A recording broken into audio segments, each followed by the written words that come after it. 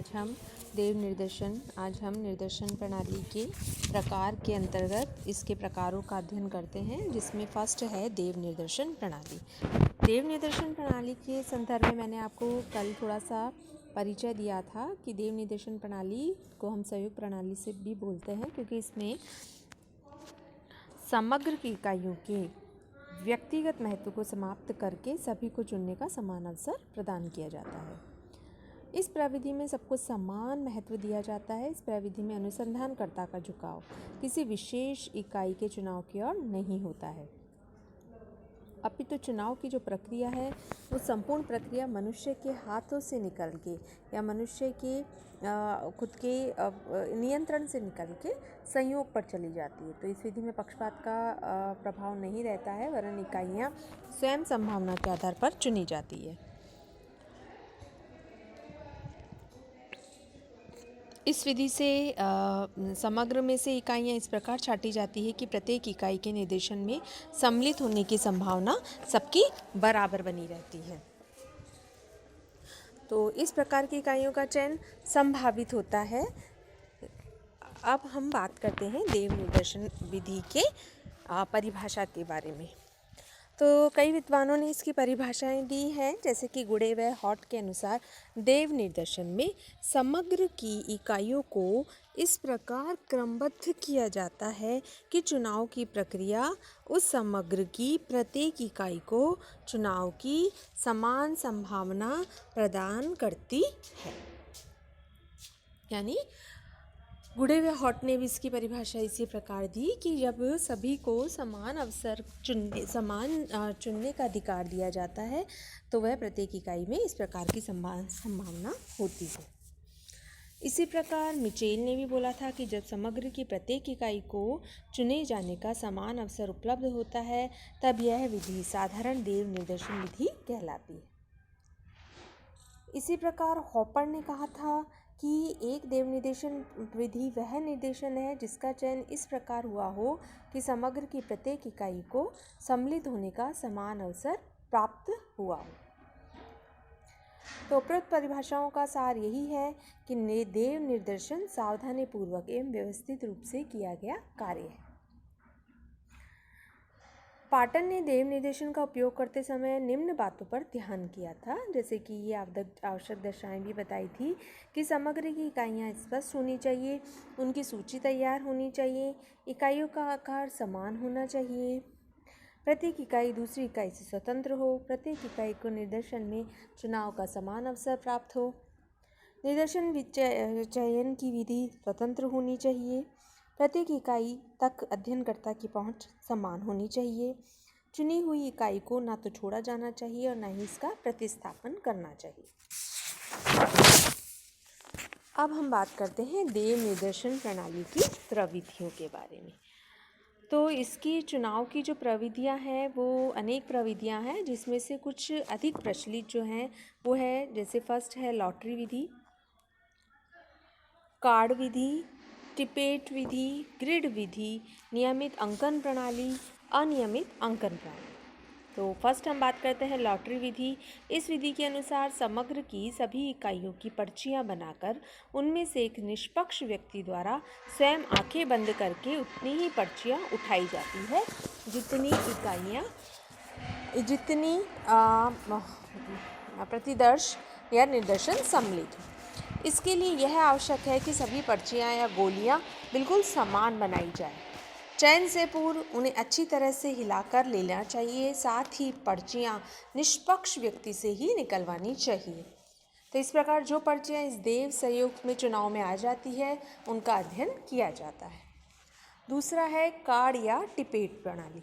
तो इस प्रणाली में सर्वप्रथम एक ही आकार एवं मोटाई की जो है पर्चियां बनाई जाती है। ये एक ही आकार एवं मोटाई की होती है, ये पर्चियां बनाई जाती हैं एवं इन पर्चियों में ये जो एक आकार एवं मोटाई की पर्चियां हैं इनमें इनको टिकटों पर समग्र की समस्त इकाइयों के नाम एवं नंबर तथा कोई प्रतीक अंकित कर दिया जाता है। यह अंकन के पश्चात एक कार्ड अनायास ही निकाल लिया जाता है।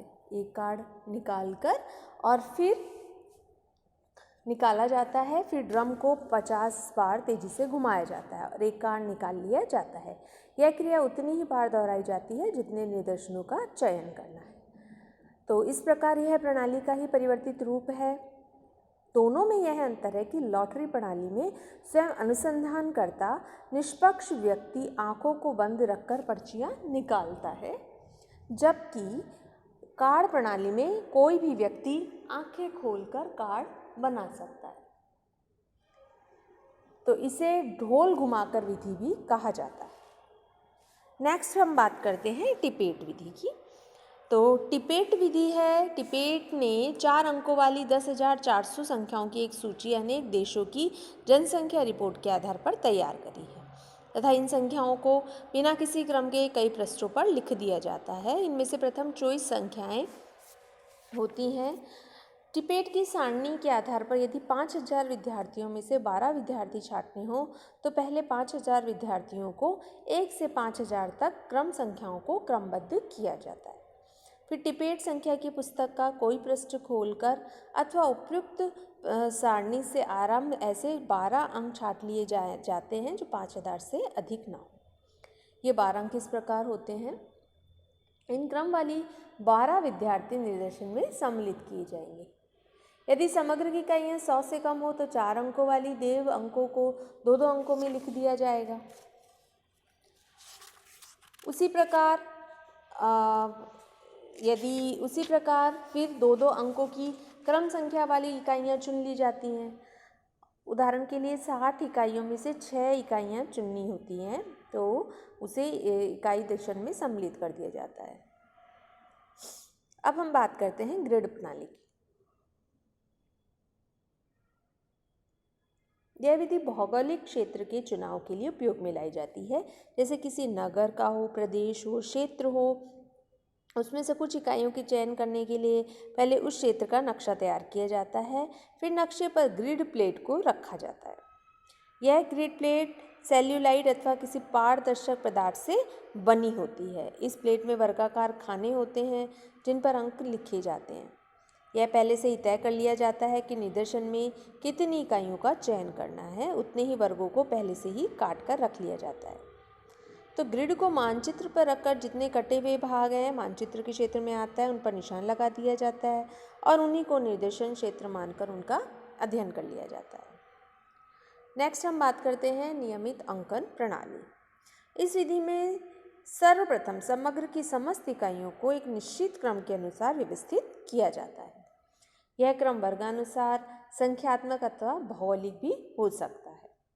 इस सूची में से नियमित अंतराल से निदर्शन इकाइयों का चयन कर लिया जाता है और इस विधि में पहली इकाई का चयन देव निर्देशन के आधार पर किया जाता है। बाद में उस इकाई के बाद अन्य इकाइयों का चुनाव निश्चित अंतराल के आधार पर कर दिया जाता है। तो जैसे कि हम इसको एक उदाहरण से ही बता सकते हैं, जैसे 50 विद्यार्थियों में से 10 विद्यार्थियों का चयन करना है तो पहले उन्हें संख्यात्मक आधार पर क्रमबद्ध करके प्रत्येक 5वें विद्यार्थी को निर्देशन में सम्मिलित किया जाता है। प्रथम संख्या या तो 5 हो सकती है या 3। यदि 5 है तो 5, 10, 15, 20, 50 क्रम से विद्यार्थियों को शामिल किया जाता है। यदि प्रथम संख्या 3 है तो 3, 8, 13, 48 इस क्रम से सम्मिलित किया जाता है। अब है नियमित अंकन प्रणाली। इस विधि द्वारा निर्देशन का चुनाव करके पहले की समस्त इकाइयों को सूची बना ली जाती है तथा प्रथम व अंतिम अंक को छोड़कर शेष इकाइयों की सूची में से निर्धारित मात्रा में अनियमित ढंग से इकाइयों का निर्देशन कर लिया जाता है। नेक्स्ट हम बात करते हैं अनियमित अंकन की। तो इसमें नियमित अंकन के समान कोई नियमितता नहीं होती है। अनियमित ढंग से आप इकाइयों का चुनाव कर सकते हो। लास्ट हम बताते हैं इसमें कि देव निर्देशन विधि के गुण। अब देव निर्देशन विधि एक तो पक्षपात रहित होती है क्योंकि इसमें सभी इकाइयों को चुनने के समान अवसर मिलते हैं। उसी तरीके से इसमें ये बचत होती है, समय, धन, श्रम की बचत होती है, इसलिए मितव्ययी होती है। फिर समग्र का वास्तविक दिग्दर्शन, इकाइयों की समुचित एवं स्पष्ट दिग्दर्शन हो जाता है। यही कारण है कि देव निर्देश समग्र का यथोचित प्रतिनिधान माना जाता है।